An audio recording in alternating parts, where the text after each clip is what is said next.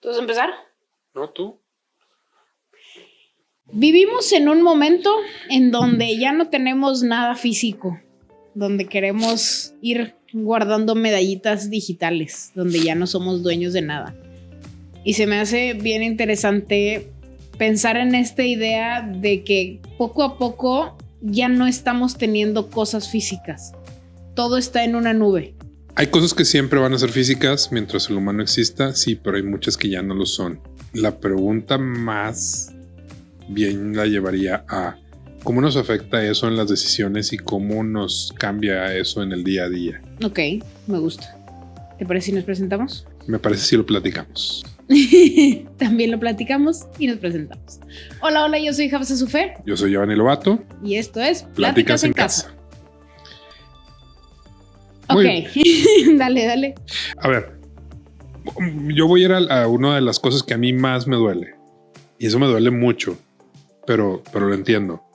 Para mí era un ritual ir al Blockbuster a rentar una película, ver las portadas, ver la alfombra, los dulces en la entrada, juguetes. O sea, había cosas que convertían ese lugar en un lugar mágico donde tenías una experiencia que era muy diferente a cualquier otra. Pero hoy no solo ya no puedes decidir hacerlo porque simplemente ya no existen, ya no te da el ritmo para la cantidad de producciones que hay, sí, la cantidad de acceso a películas que tienes hoy, porque una de las cosas que cambió y que me parece que cambió para bien es que no cualquiera, pero ya es mucho más accesible producir de manera independiente, pasar por todos los filtros de calidad, hacerlo con buen equipo, con buen proceso y subir tu película, tu documental, o que te compren tu película o que le inviertan a tu proyecto.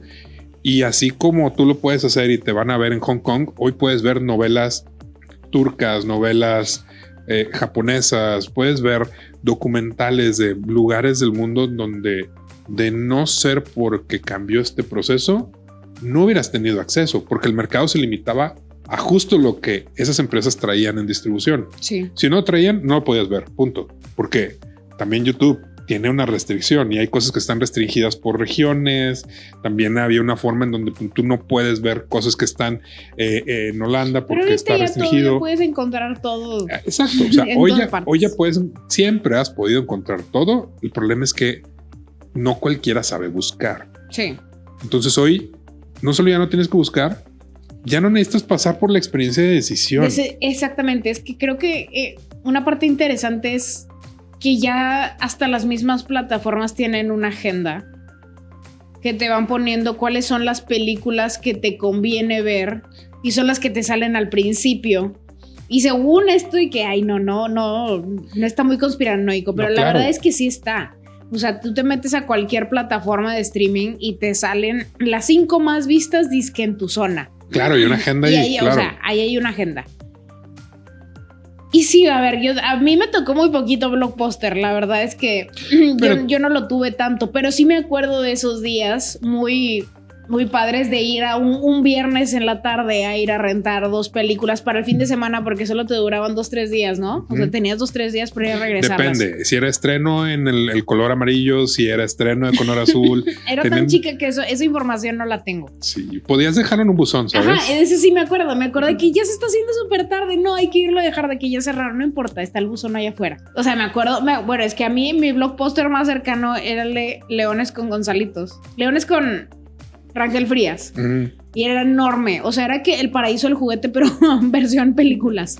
O sea, entrabas y era que por todos lados. Me encanta. O sea, qué padre que nos tocó. Pero con la música sí te tocó. Pero con la música, claro que me tocó. Y me tocó mucho más tiempo. Aparte, mi mamá era súper fan de ir a escuchar música a Mix Up.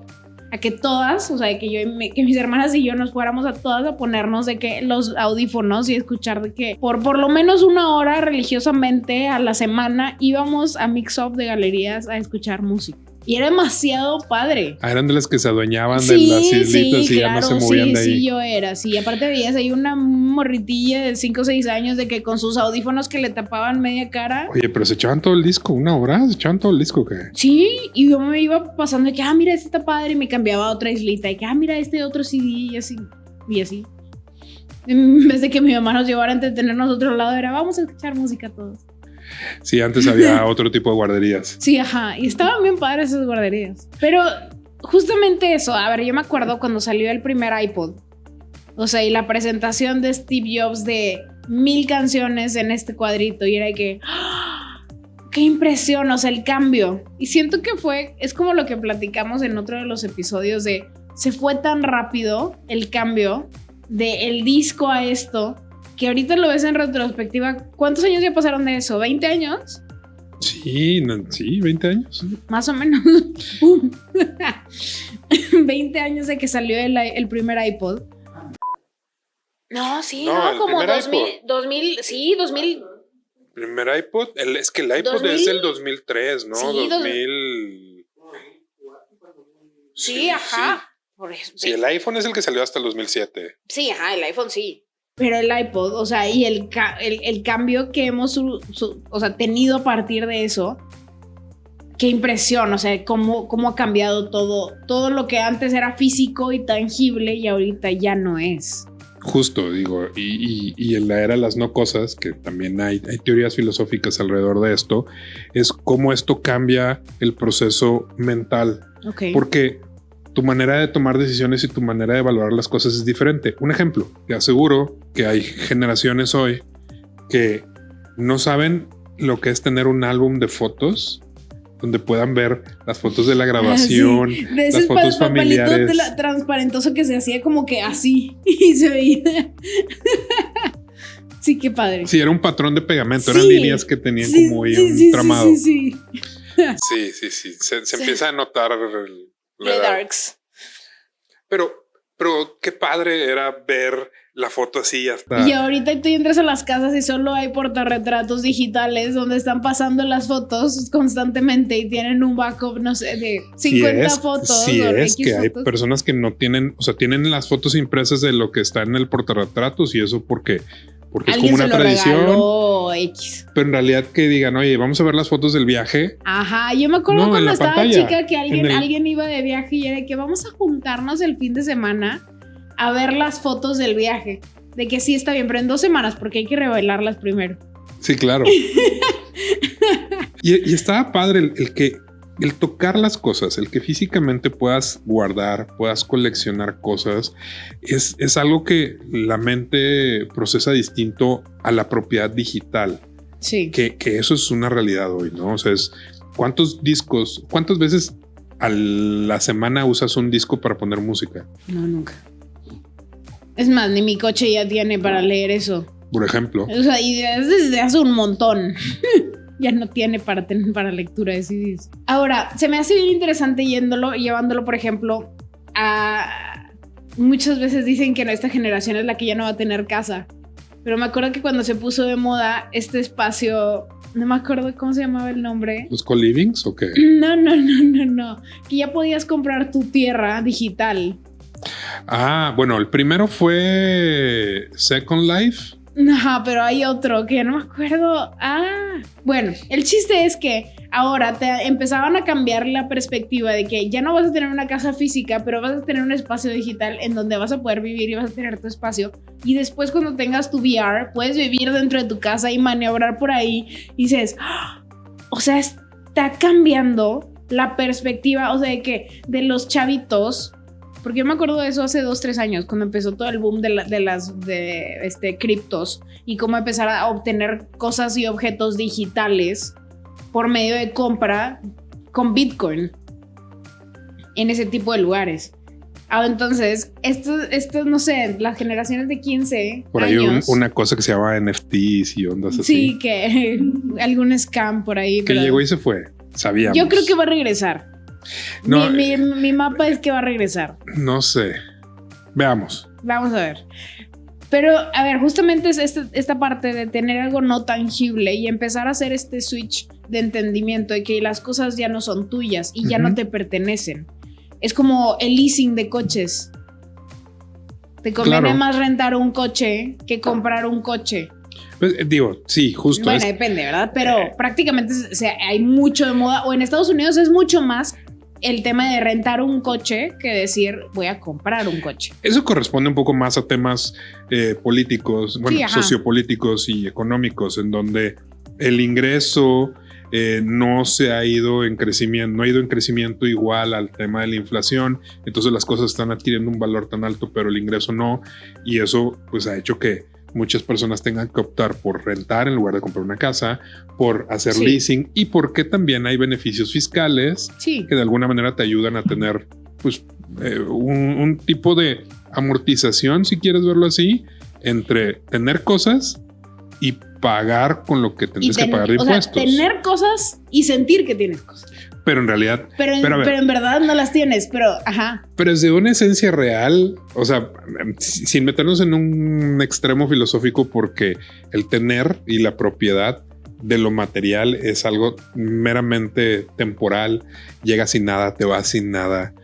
En realidad no eres dueño de absolutamente nada, porque todo es y nada es. Entonces, sin llegar a ese punto, ¿cómo nos ha afectado el que, por ejemplo... ¿A ti cómo te ha afectado? De muchísimas formas, porque coleccionabas cosas y algunos todavía coleccionamos cosas porque nos gusta físicamente verlo y tener un espacio, porque así es, porque la mente de alguna manera siente un alivio al tener un tipo de posesión. ¿Por qué?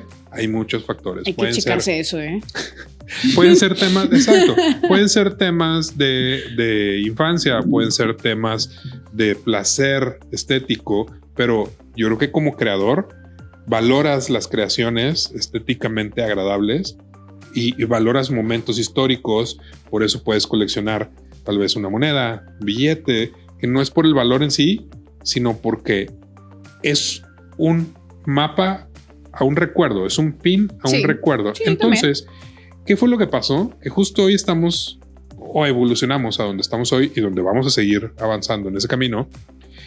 Al no ser importantes las cosas, lo importante es la experiencia, más no la posesión. Entonces se convierte en un vine a la vida a vivir algo, no a tener algo. Sí está muy estoico, ¿será la palabra? No, o minimalista. Es fundacionalista, es esencialista. Pero el punto es, cuando entendemos realmente a qué estamos y cómo conectamos con nuestra misión y eso, te permite tener claridad. Pero la mayoría de las personas no se hace estas preguntas. ¿Por qué? Porque entre el día a día, el trabajo, el colegio, la universidad, los amigos, no te da tiempo de ponerte a pensar, y si no compartes con personas que coinciden en esto, no es tan natural estar pensando en estas cosas. Entonces, inconscientemente nos afecta igual a todos. Buscamos la experiencia, por eso es que el millennial buscaba no anclarse a un trabajo que lo mantuviera en un lugar y poder hacer home office y poder tener la libertad de viajar en algún momento y trabajar desde otros lugares, o tener la libertad de horarios. Ese tipo de cosas justo generacionalmente y socialmente es lo que nos ha ido llevando a ese camino, al que no nos importe tanto el tener el objeto, sino el tener la posibilidad de vivir la experiencia del objeto, o la experiencia de interacción con el objeto, que al ya no ser un objeto se convierte únicamente en un componente de experiencia. La música ya no la puedes poseer. Puedes comprar el archivo, pero ya no está físicamente en un lugar. Sí, ya no es... Que sin entrar en nostalgia, porque le puedes dar al lado de nostalgia de el arte, el color, el vinil, la creación. Todavía, o sea, que era el proceso, sacas el vinil, lo pones, lentamente pones la aguja. Que justo por eso regresó. Claro, por esta nostalgia. Exacto. Y a ver, ¿tienes viniles en tu casa? Sí. Y en algún punto de pronto puedes sentarte y tomarte una copa de vino y poner un disco y está padre y lo romantizas, no por la cosa, sino por la experiencia. Me encanta, se me hace, a ver, viéndolo de esa forma, creo que vuelve un poco más con significado el proceso de las cosas que llegamos a tener, y también de experimentarlo y de pensar de esta forma también te cambia todo. Por ejemplo, en nuestra área en publicidad, ¿cómo lo podrías enfocar hacia eso? Ahí yo, por ejemplo, pensaría en la teoría minimalista y hasta en la teoría de Marie Kondo, que es el tema del orden y la esencia. Agradezco. No, y que cada cosa que tienes tenga una función, Por ahí escuché hace poco, no me acuerdo si fue en un clip, en un podcast, de pronto hay tanta información por todos lados, que decía, cuando tú tienes algo y lo analizas como si le fueras a dar un trabajo o como si lo fueras a despedir, toda tu percepción de las cosas cambia. Ok. No compro un teléfono, le estoy dando un trabajo al teléfono y el día en que ya no cumple su trabajo, ya no forma parte de mi equipo. Ah, qué loco. Entonces, de esa manera, si tienes un traje, una gabardina, un florero, una maceta que está haciendo su trabajo, está bien, pero cuando deja de hacer su trabajo, es momento de dejarle ir para que le cumpla el trabajo a alguien más. Sí. Que es lo que justo hablaban los minimalistas y Marie Kondo en tiene que tener una función en tu vida para que se mantenga en tu vida. Si no cumple una función, debes dejarlo ir, porque entonces si no lo haces, estás acumulando objetos y la acumulación de objetos, parte de temas de energía y temas de otra cosa, es orden y es espacio. Y entre más espacio libre tienes, más cosas pueden llegar. ¿Cómo lo conecto a la creatividad? Aquí es muy interesante.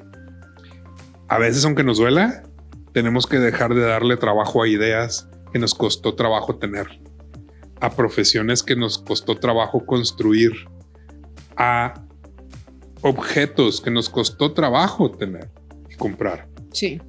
Es momento de evolucionar y cambiar. Es momento de dejar ir esa Black Magic de hace 15 años. Por ejemplo. Sí, y hay muchas cosas. Entonces, justo es un buen ejemplo. Como creativos, a lo mejor guardas el rotafolio, guardas el estilógrafo, guarda las cajas de revistas para algún día hacer collage manual para recortar y hacer un póster hecho únicamente a través de compuestos. Pero no sé quién le toque eso. Si no está cumpliendo su trabajo, está bien. Hay que dejar ir las cajas de los tenis. También es un tema. Creo que el coleccionismo es otro. Es otro tema. Es otro tema. Es otro tema. No, la verdad es que, a ver, se me hace bien interesante justamente esta postura, porque vivimos en una constante adquisición de cosas o buscar adquirir cosas. Y parte de nuestro trabajo es ese, ¿verdad? O sea, darle un mensaje poco positivo, más bien, hacia los productos o servicios que estamos ofreciendo y pensar de esta forma, oye, es que lo voy a agradecer, lo estoy ocupando, le estoy dando un trabajo y una vez que ya no, ahora sí, no lo despido, sino lo dejo ir. Exacto, para que trabaje en un lugar donde sí tenga oportunidad. Sí. ¿Qué es eso? Creo que es una forma saludable de verlo. Es una forma saludable de ver el consumismo. Es que el consumismo en una era de no cosas va a migrar al extremo de experiencias. A tener una nube carísima. Y te pasa en una semana a cuántos eventos vas, sí. En una semana a cuántas juntas vas, en una semana... ¿Cuántas fotos tienes? ¿Cuántas? Entonces, sí, seguimos acumulando, seguimos porque naturalmente ya no cosas, ahora experiencias. El humano es. Creo que tenemos que encontrar ese equilibrio. Si cumple una función, que esté. Si no, es momento de que cumpla con alguien más. Me encanta, me parece súper interesante. Pues bueno, creo que este tema queda hasta aquí y queda de nosotros de hacer esta limpia y despido de cosas que ya no necesitamos. Pero bueno, también platíquenos si ustedes se han sentido así, si también guardan las cajas de sus cosas Apple. Por ejemplo. Todos guardamos cositas. Y si no, también cómo le hacen para vivir en este constante de tengo o no tengo cosas. Cómo lo han superado. Pero bueno, muchas gracias. Mi nombre es Hafsa Sufe. Yo soy Giovanni Lobato. Y esto fue Pláticas en Casa. No se olviden suscribirse, campanita y compartir.